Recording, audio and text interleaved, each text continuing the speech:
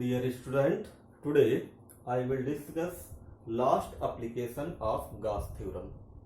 Last application of Gauss theorem क्या है देखिए ना, electric field due to a uniform charged thin spherical cell, यानी कि हम लोग एक स्पेरिकल सेल लेंगे और उस स्पेरिकल सेल पे प्लस क्यू चार्ज डिस्ट्रीब्यूट है, ठीक है।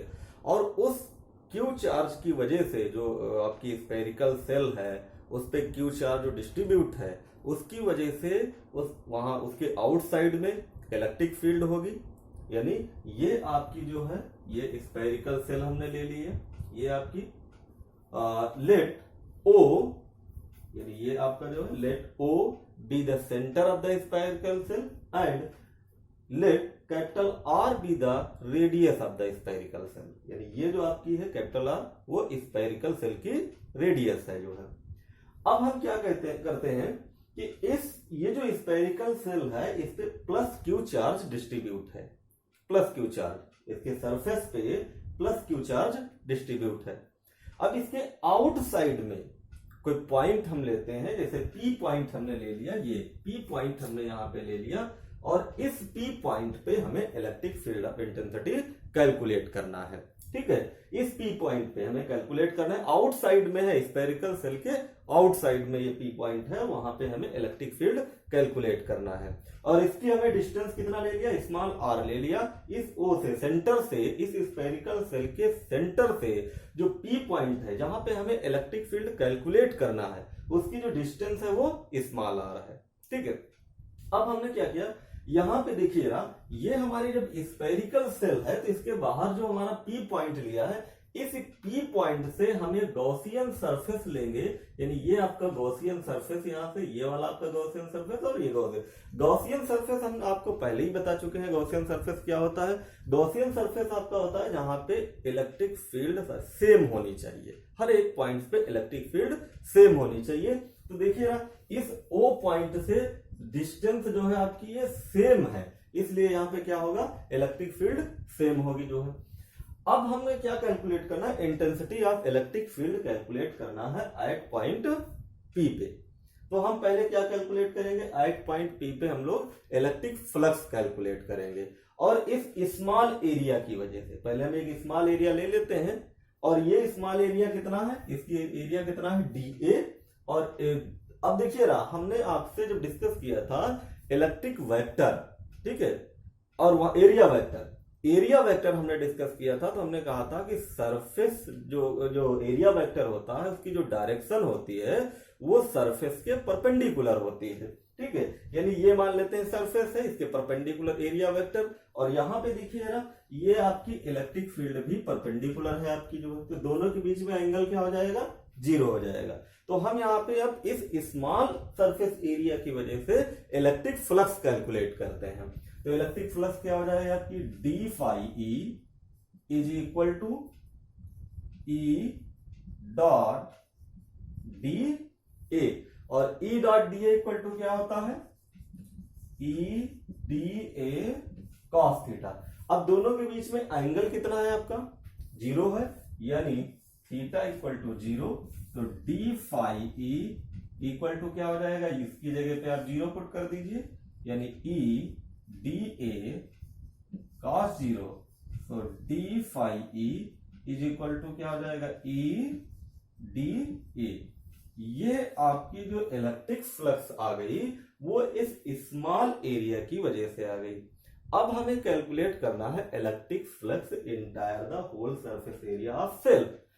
तो फाई ई इक्वल टू क्या हो जाएगा, phi E equal to integration E dot D A. अब यहां पे देखिए ना, फाई ई क्या आ जाएगा आपका, फाई ई कॉमन ले लीजिए, तो ये हो जाएगा ई इंटीग्रेशन डी ए, ठीक है।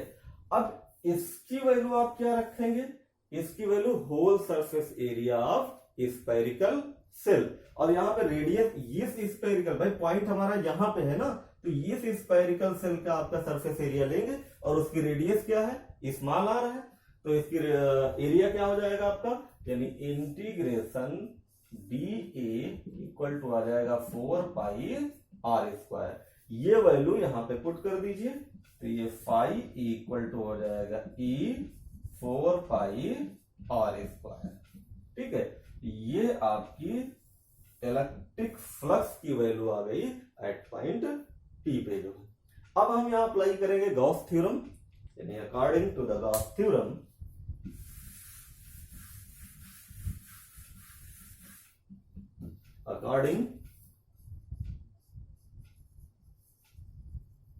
according to the Gauss theorem, Gauss theorem के अकॉर्डिंग क्या हो जाएगा, फाई ई इक्वल टू क्या होता है, क्यू अपॉन एप्सिलॉन नॉट। ठीक है, इसको इक्वेशन नंबर 1 ले लीजिए और इसको इक्वेशन नंबर 2 ले लीजिए।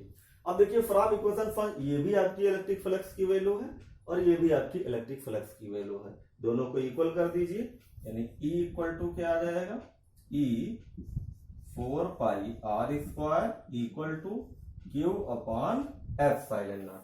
अब यहां से E की वैल्यू फाइंड आउट कर लीजिए, यानी E इक्वल टू क्या हो जाएगा, 1 upon 4 pi epsilon not Q upon R square. ये आपकी इलेक्ट्रिक फील्ड कैलकुलेट होके आ जाएगी एट पॉइंट P पे, आपकी इलेक्ट्रिक फील्ड कैलकुलेट होके आ जाएगी जो आउटसाइड में है, सेल के आउटसाइड में कोई P पॉइंट हमने लिया है, वहां पे हमने इलेक्ट्रिक फील्ड कैलकुलेट किया है।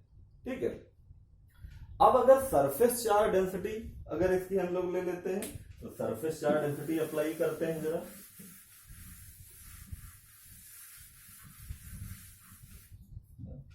Let the surface charge density new, यानी सिग्मा है सरफेस चार्ज डेंसिटी, और सिग्मा इक्वल टू होता क्या है, Q अपॉन A। तो चार्ज की वैल्यू क्या हो जाएगी, Q upon equal to sigma into A।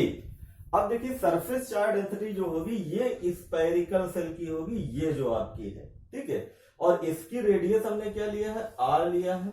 अब जो हम एरिया रखेंगे, यानी कैपिटल A की वैल्यू रखेंगे 4 पाई कैपिटल R स्क्वायर रखेंगे, क्योंकि इस सेल की जो रेडियस है वो कैपिटल R है। तो यहां पे पुट कर दीजिए, यानी Q इक्वल टू सिग्मा, और ये हो जाएगा 4 पाई R स्क्वायर। ये तो चार्ज की वैल्यू आ गई, ये चार्ज की वैल्यू यहां पे पुट कर दीजिए, तो आपके पास इंटेंसिटी ऑफ इलेक्ट्रिक फील्ड क्या आ जाएगी, यानी E equal to 1 upon 4 pi epsilon naught, और Q की वैल्यू यहां पे रख दीजिए, new 4 pi R square upon R square. ठीक है, अब ये 4 पाई और ये 4 पाई कैंसिल हो जाएगा आपका, तो फार्मूला क्या निकल के आ जाएगा, फार्मूला आपका आ जाएगा इंटेंसिटी ऑफ इलेक्ट्रिक फील्ड का क्या फार्मूला आ जाएगा, sigma upon epsilon not R square upon small r square. ये इंटेंसिटी ऑफ इलेक्ट्रिक फील्ड का फार्मूला आ गया। ठीक, अब देखिए जरा, अगर हम यहां पे एट द सरफेस, यानी इस पे हम intensity of electric field calculate करें, यहां पे इस सरफेस पे कैलकुलेट करें, it means at the surface of spherical shell क्या हो जाएगा, small r equal to capital R। अगर इस सरफेस पे निकालें, इस सरफेस पे, भाई ये जो स्मॉल r की जो डिस्टेंस है वो O से P तक की डिस्टेंस है, लेकिन अब ये यहां पे हम कैलकुलेट करना चाहते हैं इस सरफेस पे, यानी the intensity of electric field at the surface of spherical shell. तो वहां पे हम लोग क्या लेंगे, small r equal to capital R लेंगे, और ये वैल्यू यहां पे पुट कर देंगे, यानी E equal to sigma upon epsilon naught, और यहां पे हम क्या करेंगे, इस R की जगह पुट कर देंगे, यानी R square upon R square cancel हो जाएगा, तो ये हो जाएगा sigma intensity of electric field, यानी सिग्मा अपॉन एप्सिलॉन नॉट। यानी सरफेस पे जो आपकी इंटेंसिटी होगी वो रेडियस पे डिपेंड नहीं कर रही है, वो केवल सरफेस चार्ज डेंसिटी पे डिपेंड कर रही है और परमिटिविटी ऑफ फ्री स्पेस पे डिपेंड कर रही है। ठीक है, ये आपकी intensity of electric field at the surface of spherical shell के आ गई जो है। ठीक, अब हम क्या करें जरा, इनसाइड द स्फेरिकल सेल अगर निकालें हम लोग, तो इनसाइड द स्फेरिकल सेल आपकी इलेक्ट्रिक फील्ड क्या होगी, यानी यहां पे हमने वैल्यू कैलकुलेट की थी फाई इक्वल टू क्या कैलकुलेट किया था, E4 पाई आर स्क्वायर, ये वैल्यू हमने कैलकुलेट किया था फाई ई की वैल्यू जो। लेकिन यहां पे इनसाइड अगर P डैश पे, अगर P डैश पे हम लोग intensity of electric field calculate करें तो वहां पे हमारे पास क्या हो जाएगा, ये पोर्शन जीरो हो जाएगा, यानी phi E equal to zero हो जाएगा, यानी इलेक्ट्रिक फ्लक्स जीरो हो जाएगी। और जब इलेक्ट्रिक फ्लक्स जीरो हो जाएगी यानी इसका मतलब ये हुआ कि E equal to intensity of electric field क्या हो जाएगा, जीरो हो जाएगा आपकी स्फेरिकल सेल के इनसाइड एनी स्फेरिकल सेल। और आप इससे भी एक लॉजिक लगा सकते हैं, क्योंकि इनसाइड एनी स्फेरिकल सेल जो इलेक्ट्रिक लाइंस ऑफ फोर्सेज होती हैं वो जीरो होती है, वहां पे इलेक्ट्रिक लाइंस ऑफ फोर्सेज नहीं होती हैं, इसलिए वहां पे इंटेंसिटी ऑफ इलेक्ट्रिक फील्ड क्या होगी, जीरो होगी जो। ठीक है, तो मेरे हिसाब से ये आपको समझ में आ गया होगा। ये लास्ट एप्लीकेशन था स्फेरिकल सरफेस का, और लास्ट एप्लीकेशन, अब जितने भी हमने एप्लीकेशंस आपको बताए हैं सभी एप्लीकेशन आप डीपली उनको देख लीजिएगा। जो लेक्चर वीडियो हमने दी है आपको बहुत डीपली देखिएगा उनको, क्योंकि कोई ना कोई एप्लीकेशन ये हर साल आपके एग्जाम में, सीबीएसई एग्जाम में पूछा जाता है जो है। ठीक है, तो गॉसियन सरफेस पे जो आपकी जो इलेक्ट्रिक फील्ड है और जो एप्लीकेशंस गॉस थ्योरम की हैं, गॉस थ्योरम और उसके एप्लीकेशन सभी डीपली आप लोग पढ़ लीजिएगा जो है। ठीक है, यानी जितनी भी लेक्चर वीडियो हमारी है उनको बहुत ध्यान से देख लीजिएगा, ध्यान से पढ़ लीजिएगा, ध्यान से कम 2 बार उन लेक्चर वीडियो को देखिए, तभी आपके 100% आपके समझ में आ जाएगा कि कौन कौन से इसके एप्लीकेशन हैं गॉस थ्योरम के। और जब आपके एप्लीकेशन गॉस थ्योरम के समझ में आ जाएंगे तो मेरे हिसाब से क्वेश्चन भी सॉल्व हो जाएंगे। जो न्यूमेरिकल्स प्रॉब्लम्स आती हैं, फार्मूले बेस्ड भी होती हैं, रीजनिंग टाइप की भी होती हैं, तो मेरे हिसाब से आप लोग ये जितने भी हमने एप्लीकेशंस आपको बताए हैं समझ में आ गए होंगे। और इसको एक बार फिर रिवाइज कर लीजिएगा, जितने भी हमने एप्लीकेशंस आपको बताए हैं गॉस थ्योरम के और गॉस थ्योरम जो है वो भी आप रिवाइज कर लीजिएगा। ठीक है, तो ये आपका चैप्टर जो था यहीं पे खत्म हो रहा है। अब हम लोग न्यूमेरिकल्स को डिस्कस करेंगे, इस चैप्टर के जो है एनसीईआरटी के न्यूमेरिकल डिस्कस करेंगे, क्योंकि एनसीईआरटी के न्यूमेरिकल भी आपके एग्जाम में आते हैं जो है, तो एनसीईआरटी न्यूमेरिकल हम लोग डिस्कस करेंगे। और डिफरेंट जो आपकी टेक्स्ट बुक्स हैं, रेफरेंस बुक्स हैं, उनसे भी हम न्यूमेरिकल्स के बारे में डिस्कस करेंगे जो है। लेकिन ध्यान दीजिए कि आप लोग लेक्चर वीडियो देखते हैं तो बहुत ध्यान से देखिए लेक्चर वीडियो, और कहीं पर भी प्रॉब्लम हो तो उसको फिर दोबारा रिवाइज करिए, दोबारा देखिए, तो आपको समझ में आ जाएगा। क्योंकि हर एक एप्लीकेशन हमने गॉस थ्योरम का बहुत डीपली आपको बताया है, बहुत डीपली आपको समझाया हमने गॉस थ्योरम के एप्लीकेशंस और गॉस थ्योरम जो है। ठीक है, तो ये जितने भी एप्लीकेशन हैं आप सभी लोग फिर से एक बार रिवाइज कर लीजिएगा और सारी लेक्चर वीडियो देख लीजिएगा। ठीक है, ओके, थैंक यू।